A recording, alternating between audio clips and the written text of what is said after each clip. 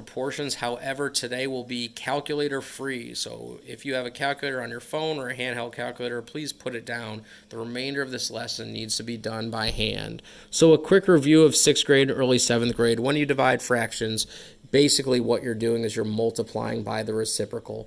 So you're keeping the first fraction, you're changing the sign, you're flipping the second fraction, and from there you just multiply straight across. 3 times 5 is 15. 4 times 2 is 8. And for today's purposes, we are going to leave all of our answers as improper fractions. It's just going to make life easier. When we divide these mixed numbers, the first thing we have to do is convert them to improper fractions. So 6 1/2 is the same as 13 halves.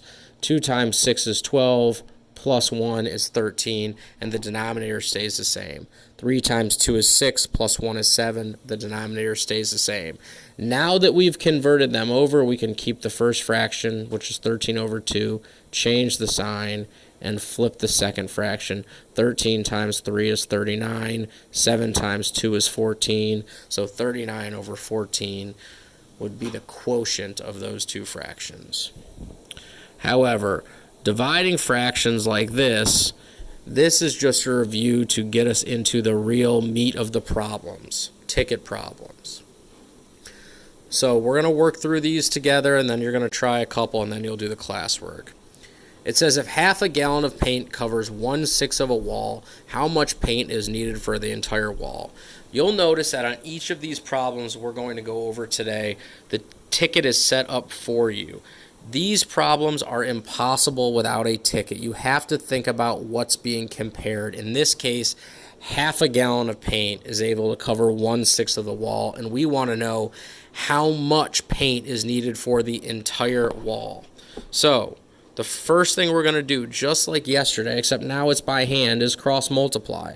So when we cross multiply 1/6 times x, we get 1/6 x. When we cross multiply 1/2 times 1, 1/2 times 1 is 1/2.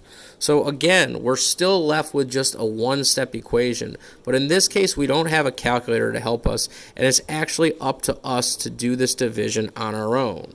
So 1/6 times x is the same as 1/2. Well, again, it's a one-step equation. So from here, we need to isolate or get the x by itself, and we're going to do that by dividing each side by 1/6.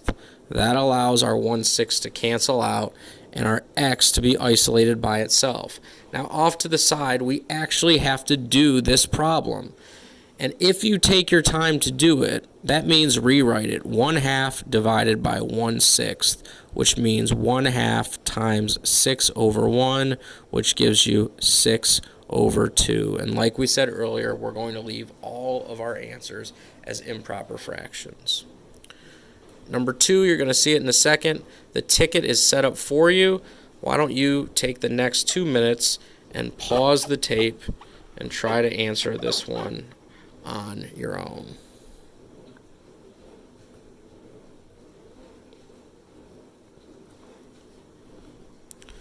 It says John is working for 4 hours at his job. He's able to mow 3/4 of an acre in 1/3 of an hour. How many acres will he mow after working for 4 hours? So again, similar to yesterday, the ticket or the information, what's being compared, will generally be in the same sentence. So mowing 3/4 of an acre in 1/3 of an hour, that's what's being compared. 3/4 of an acre, 1/3 of an hour. How many acres? We don't know how many acres will he mow after working for 4 hours. So when we cross multiply 1/3 times x, that's 1/3 x. That part is simple. But the next part, without a calculator, you have to really make sure you do it. When you cross multiply, you actually need to do just that. You have to multiply. So 3/4 times 4 over 1 gives you 12 over 4. So when you do that cross multiplying, that's 12 over 4. I know it's a little bit time consuming to get these problems correct, but if you take your time to show your work, you're going to get them right every time. Now we have a one-step equation. Well, it's 1/3 times x. The inverse is division, so we'll divide each side by 1/3. Going back to basic algebraic principles from 6th grade. 1/3 divided by 1/3 is 1, so we're left with 1x. So in order to get our actual answer, we need to do this problem right here, which is 12 over 4 divided by 1/3. So off to the side, 12 over 4 divided by 1/3. I'm going to multiply it by the reciprocal, which means keep, change the sign, flip, which gives me 36 over 4. And while we know 36 over 4 is 9, today we are going to keep it as improper fractions. Okay, last one of the day here. On a blueprint, a wall measures 3 1/2 inches tall. The scale used to create the blueprint is 1/2 inch equals 2 feet. How tall is the wall in reality in feet? The ticket is there for you. Go ahead, pause the tape, and work this out. Okay, looking at this problem, it's clear there is going to be some significant work. So 1/2 times x, that's simple. 1/2 times x is 1/2 x. Now this piece, this cross multiplying, we're going to really have to sit down and do this. So it's 2, which is 2 over 1, times 3 1/2, which when we convert it is 7 over 2. 2 times 7 is 14, 2 times 1 is 2. So now we have our one-step equation ready. So the first thing we had to do is we actually had to take the time to do this cross multiplying, which was 2 over 1 times 7 over 2 off to the side. Now we have our one-step equation.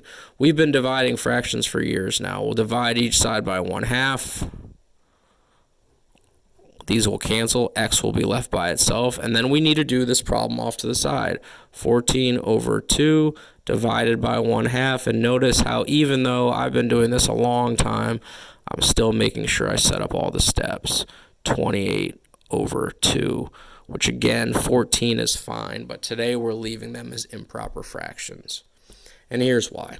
On your classwork today, there are going to be quite a few where you need to type in the answers, and the computer will only read it as an improper fraction. So 4 of these are type-in answers. So for example, if you get an answer that is 12 over 4, you will need to type in 12/4 with no spaces in between. If you put a space in between, it will mark it wrong. If you put the whole number today, it will mark it wrong. So take your time, input your answers as improper fractions.